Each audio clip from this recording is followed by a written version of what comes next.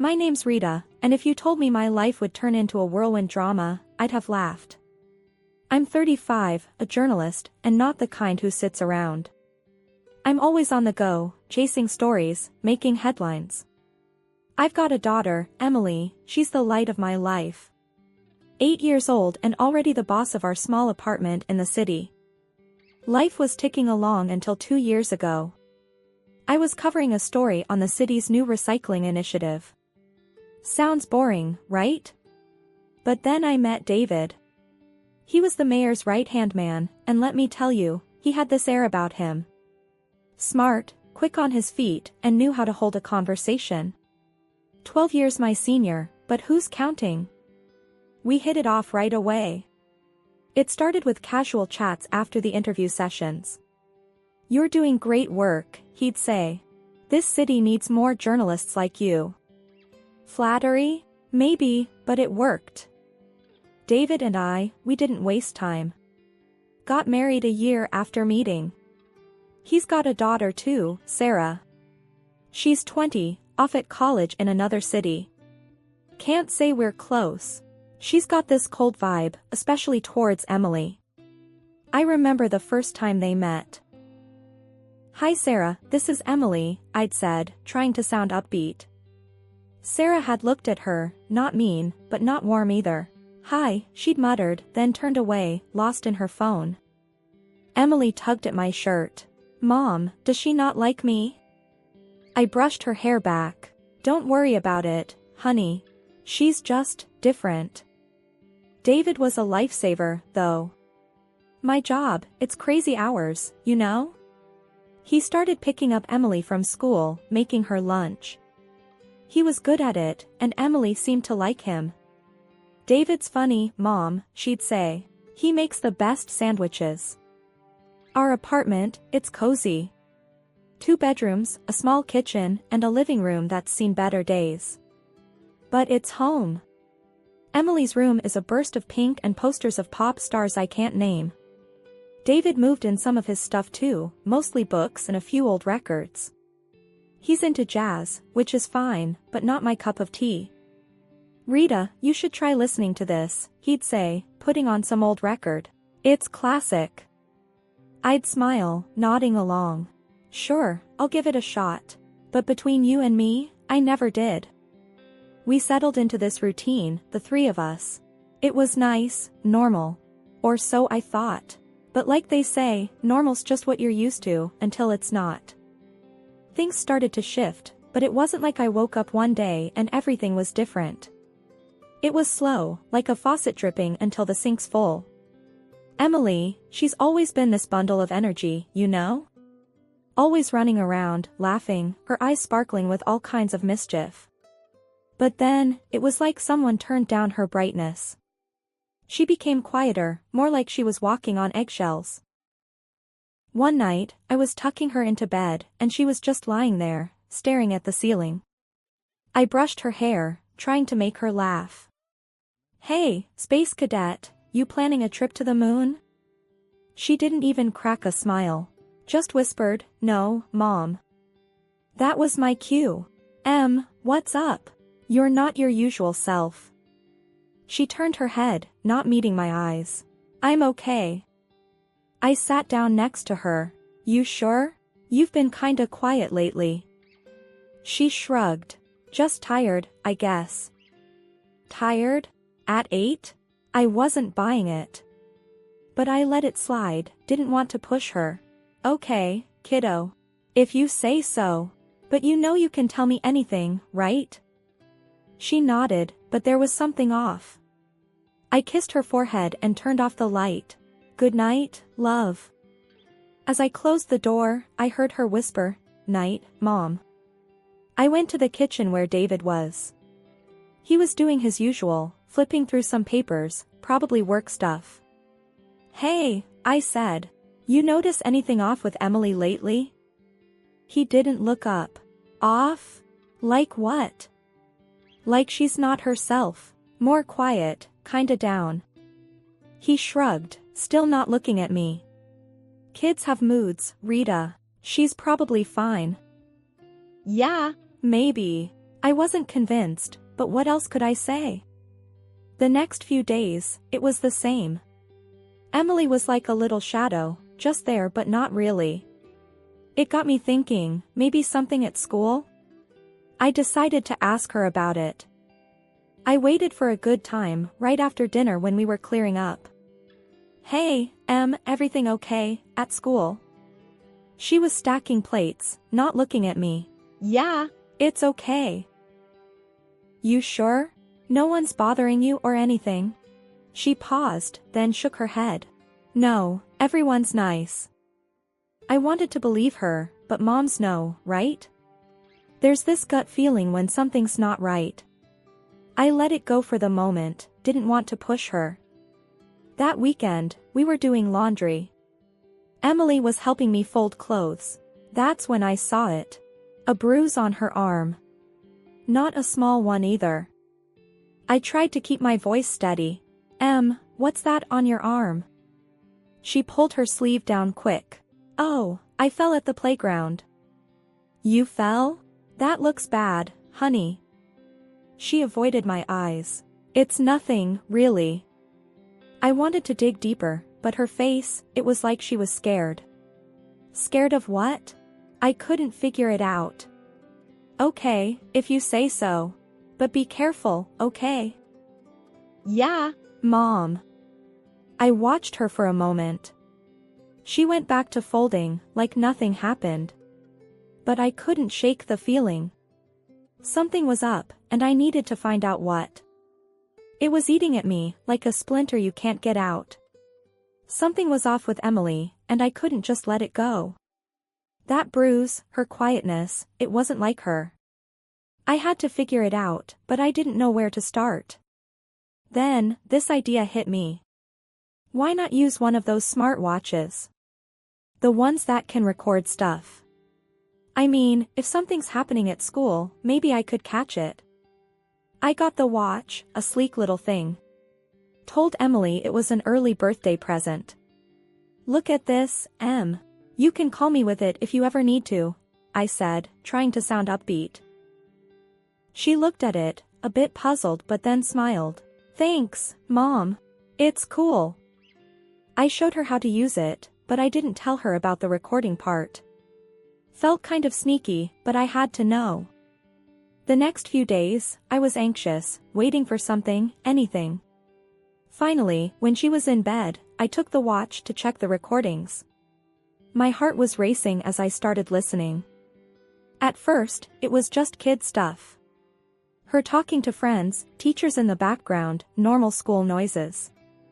But then, I heard something that made my blood run cold. It was David's voice, but not the David I knew. He was angry, really angry. You think you can just mess around, huh? You're such a fool, Emily. I couldn't believe it. This wasn't the David who made sandwiches and joked around. My hands were shaking as I listened. There was a sound, like a slap, and then Emily crying. Please, stop. I won't do it again.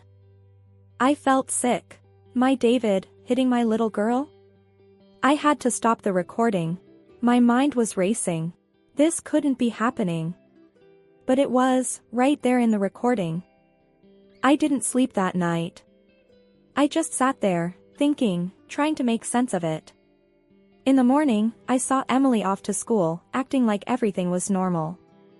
But as soon as she left, I called in sick to work. I had to figure this out.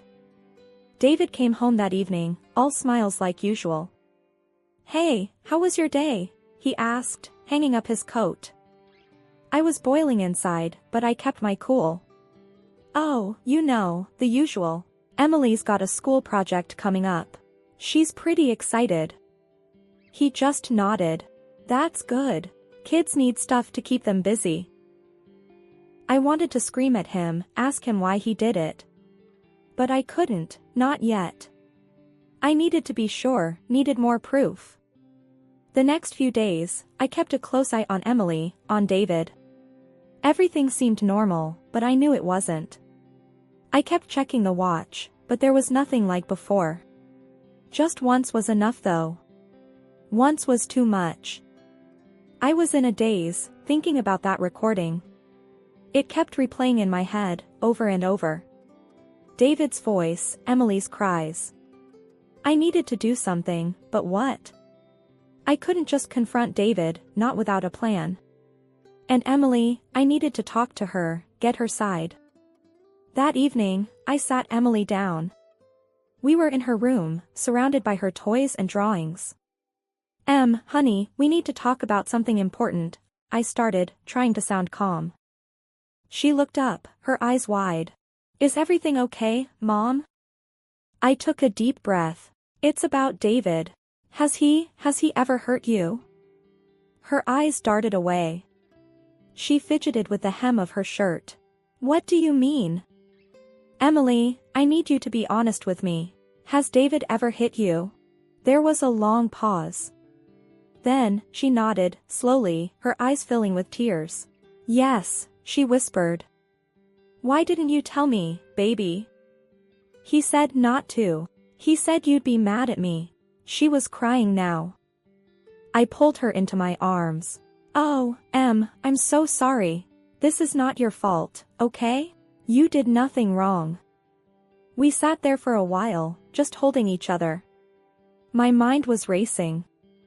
I had to protect her, get her away from David. The next day, I made a plan.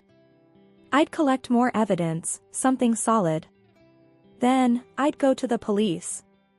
But first, I needed to keep Emily safe. I called my mom. Mom, I need a favor. Can Emily stay with you for a few days? I've got a big project at work. Of course, dear. Is everything all right? Yeah, just busy. Thanks, Mom. That was one problem solved. But now, the hard part. Gathering evidence against David. I didn't know how to do it, but I had to try. I started by talking to Sarah, David's daughter. Maybe she knew something, could help somehow.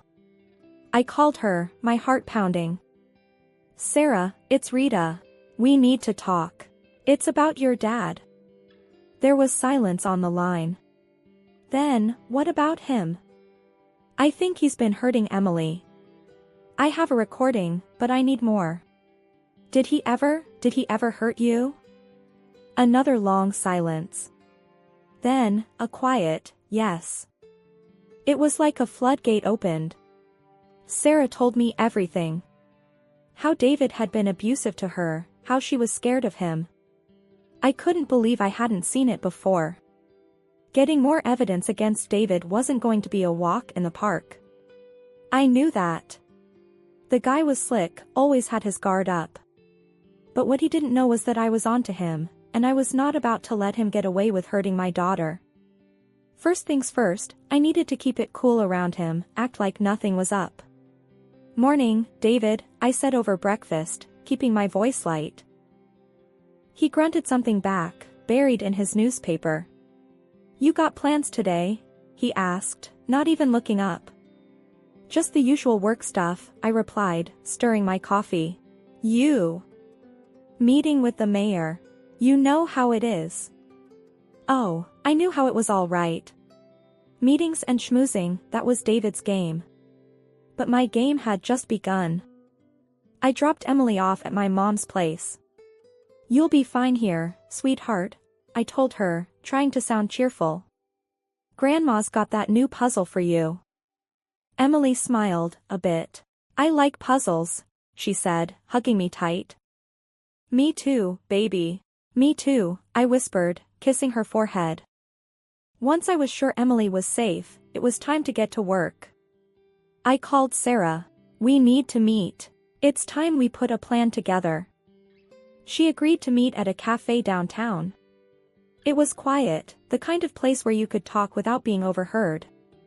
Sarah looked tense when I got there. So, what's the plan? She asked, her voice low. We need to record him, get him on tape admitting what he's done. To you, to Emily. It's the only way. Sarah nodded, biting her lip. I can try talking to him. Maybe get him to say something. It was risky, but it was all we had. Be careful, Sarah. He can't know we're on to him. I know. I'll be careful. We spent the next hour going over every detail. What to say, how to say it, when to push, when to back off. It was like setting a trap, and we had to be perfect. The next few days were a blur.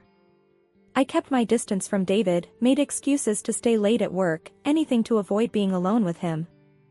Sarah did her part. She called David, made up some story about needing to talk. Dad, I've been thinking about when I was a kid, she said on the phone. I could hear her voice, tense but steady. There are things we never really talked about. David took the bait. We can talk, sure. Come over for dinner. That was it. Sarah was going in, wired to record everything. My heart was in my throat the whole evening, waiting for her call. It came late that night. I got it, Rita. I got him to talk. I felt a mix of relief and dread. Good work, Sarah. Bring it over. We need to listen to it, make sure we have what we need. She came over, looking like she'd just gone 10 rounds in the ring. We sat at my kitchen table, listening to the recording. David's voice filled the room, calm at first, then getting angrier. You always were a difficult child, Sarah. Always asking for it. My blood boiled listening to him. But then, he said it, clear as day. I did what I had to do. To you, to Emily, you both needed to learn. That was it. The confession. I felt sick to my stomach, but at the same time, I felt a surge of triumph. We had him. We take this to the police, first thing tomorrow, I said, my voice firm. Sarah nodded, looking exhausted but determined. Yeah, it's time he paid for what he's done. It was a long night. Neither of us slept much. But we had what we needed. David was going down, and I was going to make sure of it. The morning sun was barely up, but I was already wide awake, my mind racing. Today was the day I'd confront David. The evidence was there, on my kitchen table, a little recorder that held his confession. My hands were shaking as I thought about what I had to do. I couldn't back down now. I heard David getting ready, the usual clatter in the bathroom, the sound of his shoes on the hardwood floor. I braced myself as he came into the kitchen. Morning, Rita, he said, grabbing his coffee. He sounded so normal, like it was just another day. I took a deep breath. We need to talk, David. He raised an eyebrow, a slight smirk on his face. About what? About what you've done. To Emily. To Sarah. His face changed then, the smirk disappearing. What are you talking about? I felt a surge of anger. I know everything, David. It's over. I know you hurt Emily. I know you hurt your own daughter. He laughed, a cold, harsh sound. You think that will hold up? You think anyone will believe you over me? I stood up, my hands clenched into fists. They will when they hear this. I hit play on the recorder, and his voice filled the room, admitting what he'd done. David's face went pale. He reached for the recorder, but I snatched it away. No, you don't get to hide from this. Not anymore. He stood up, his chair scraping against the floor. You're going to ruin everything. My career, my life. You did that yourself when you hurt those girls. It's over, David. He looked desperate, cornered. You can't prove anything. It's your word against mine. I shook my head, a bitter laugh escaping my lips. No, it's your word against yours. You confessed, David. It's all here. He was silent then, just staring at me, his face a mask of defeat. I'm going to the police, I said, my voice steady. And I'm taking this with me. You're going to pay for what you've done. He didn't say anything as I walked past him, out of the kitchen. I didn't look back. I didn't need to. I had everything I needed. Walking into the police station, my heart was hammering in my chest like a drum. I never thought I'd be in a situation like this, but here I was, about to turn in the man I once thought I loved. The officer at the desk looked up as I approached. "Can I help you, ma'am?" I took a deep breath. "Yes, I need to report a case of domestic abuse. I have evidence." My voice was shaking, but I held the recorder tightly in my hand like a lifeline. He looked at me, his expression turning serious. "All right, let's go to an interview room and you can tell me everything." The next hours were a blur of questions and statements. I played them the recording, watched their faces change as David's voice filled the room. It felt surreal, like I was watching someone else's life fall apart. When I finally left the police station, I felt empty and exhausted, but there was a sense of relief too. The truth was out, and there was no turning back. I called Sarah. "It's done." I gave them the recording. There was a pause, then Sarah's voice, firm but emotional. "Thank you, Rita, for everything. We're in this together," I said, trying to sound more confident than I felt. The next few weeks were a whirlwind. David was arrested, and the story hit the news. Headlines screamed about the mayor's assistant and the shocking allegations against him. My world was upside down, but I knew I'd done the right thing. The legal battle was tough. David had a good lawyer, the kind that knows how to twist words and play on technicalities. But we had the truth on our side. Sarah testified, her voice breaking as she told the court about her father's abuse. I could see the jury's faces, the horror and sympathy as they listened to her story. Then it was my turn. "Ms. Stevens, can you tell the court about the recording you made?" the prosecutor asked. I nodded, taking a deep breath. "I recorded Mr. Johnson admitting to abusing my daughter and his own daughter. I wanted to protect my child and expose the truth." David's lawyer tried to shake me, questioning my motives, suggesting I was out for revenge. But I stood my ground. This isn't about revenge. It's about protecting my daughter and getting justice for what he did. The trial seemed to drag on forever, but finally, the day of the verdict came. I sat in the courtroom, my hands clenched in my lap, waiting for the jury to return. "We find the defendant, David Johnson, guilty of child abuse," the foreman said, and it was like a weight lifted off my shoulders. David was sentenced to prison and colossal monetary compensation. The judge's words were harsh, condemning his actions and the pain he'd caused. As he was led away, I felt a mix of emotions. Relief, sadness, anger. But above all, I felt a sense of closure. The aftermath was hard. I had to rebuild my life, help Emily heal from the trauma she'd experienced. But we were free from David's shadow, and that was what mattered. I focused on my work, on being there for Emily. We started therapy, both of us, to work through everything that had happened. It wasn't easy, but we were getting there, day by day. We moved into a new house. It was smaller than the old one, but it was ours, and it was a fresh start. The first day we moved in, Emily ran around the house, exploring every nook and cranny. "I get to pick my room?" she asked, her eyes wide with excitement. "Of course, kiddo. Whichever one you want," I replied, watching her dash from room to room. She picked the one with the big window that looked out over the backyard. "I can see the stars from here, Mom." I smiled. "Then it's perfect for you."